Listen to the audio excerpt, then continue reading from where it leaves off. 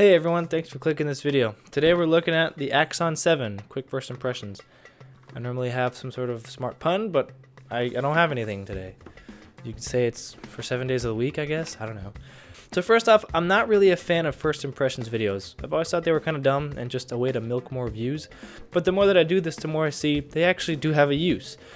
As I test more phones, I see that sometimes your opinions change, and that's called the honeymoon phase. So initially you get something new and shiny, you love it, you can't find any flaws with it. I try to look at things a little more critically, so I just wanted to touch base on a couple of main things and just kind of tell you what to expect when you get this phone. First off, it feels really nice, but there's something about it. It's almost like it's trying too hard to feel premium, and it's not that it doesn't. I don't know. I can't quite put my finger on it. Maybe I'll figure it out as I use it more and I'll put it in my full review. But there's something about it. I don't know what it is. It looks really nice. It feels really nice in the hand. I don't know if it's the kind of metal that they used. But when I first got this phone, it was completely scratch-free, perfect.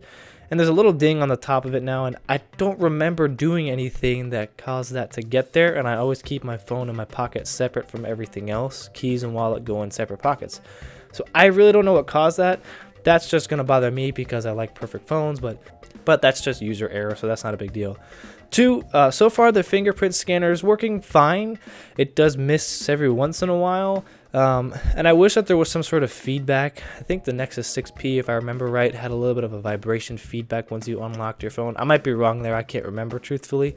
I would really like that. There are some weird little nice vibration feedback points, I guess if you want to call them, for different actions that you do in the phone. So for example, if you're calling somebody, it'll call, but it'll actually vibrate once they pick up. And that's a really nice little reinforcement as far as, hey, this person picked up the phone, I can start talking now.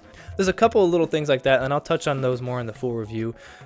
Speaking of that user interface, it's kind of a mix between Android Nougat and Marshmallow, and I'm fine with that. And normally I'm a Nexus kind of guy and I prefer stock phones, but I actually kind of dig the user interface here. It's called My Favorite UI, Me Favorite UI, whatever they call it.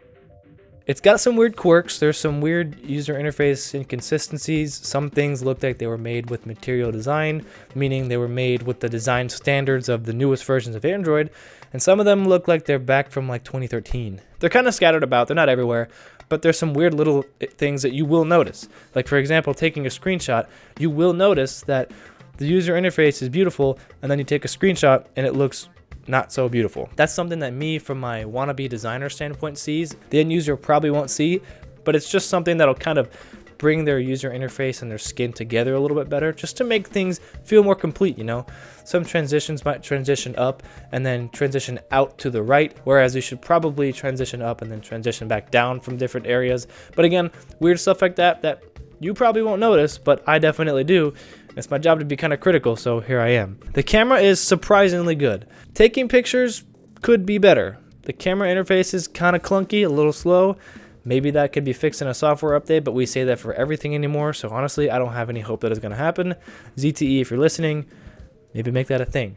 Once you take the picture, they look very nice, actually. I was pleasantly surprised, because I've heard people kind of bag on this camera, saying, yeah, it's not that great. I'm not going to get into the specifics of the camera yet, because I haven't quite tested it in all the different ways that I normally do, but I was pleasantly surprised, which is a good thing, and hopefully a sign of good things to come for the full review. Next, these speakers. If you know me, I am partial to dual front-facing speakers. I have nothing else to say aside from stay around for the full review. These speakers are kick-ass. Battery life is surprisingly good, and I don't know if it's because of what they have called smart power. It's some setting on the phone that's on out of the box. If that's what's causing it, cool. Having it on doesn't cause any hiccups with the user interface, which is perfectly smooth so far, 100% of the time. But again, every phone is out of the box. We'll see how it goes over the next week or so. So as a whole, I'm pleasantly surprised and really digging this phone. I was really happy with the OnePlus 3, but like I said in my review, it's not really the best in anything. It's a kind of a jack of all trades, pretty good at most.